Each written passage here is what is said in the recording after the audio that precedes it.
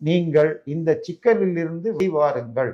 இது மிகப்பெரிய சிக்கல்னு சொல்லியிருக்கார். அதுல என்ன விஷயம்னு சொன்னால், கொச்சினில் ஒரு போதைப் பொருள் கடத்தல் வழக்கில் ஒரு 5 பேர் ஜாமீன் பெற்று ஜாமீன் ரிலாக்சேஷன் கேட்டாங்க. அந்த 5ல முதல் அக்யூஸ்ட் பேரு ஜான் பிரிட்டோ, வயது 57. நான் 2024 ஜட்மெண்ட் காப்பில இருந்து உங்களுக்கு தரேன். அதுக்கப்புறம் 2 வயசு ஏறி இருக்கலாம். இப்ப சரியா? நம்பர் 2 அக்யூஸ்ட் அவருடைய அசிஸ்டன்ட் யாரோ ஒரு கிறிஸ்துவ பேர்ல இருக்கு. Number 3 accused Lima rose Martin. இவர் எம்எல்ஏ. ஆமா, இவருடைய அட்ரஸும் மேல இருக்கிற இவருடைய அட்ரஸும் ஒரே தெரு, ஒரே ஏரியா, பின்கோட் இருக்கு. அடுத்த வீடா இருக்கலாம், இல்ல ஒரே வீடான்னு தெரியல. வீட் நம்பர் கொடுக்கல.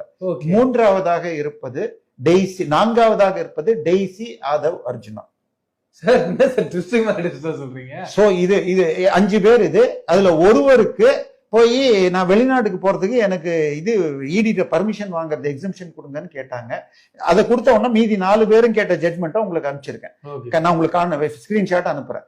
ஆச்சா, அதுக்கப்புறம் இப்ப நம்ம இருக்கிறது ஜூன் 4ஆம் தேதி. மே 26ஆம் தேதி மதுரையில் இடி 5 இடங்களில் ரெய்டு செய்தது.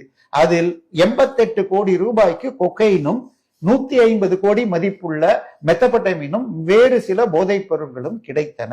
அதில் 3 பேர் கைதானார்கள்.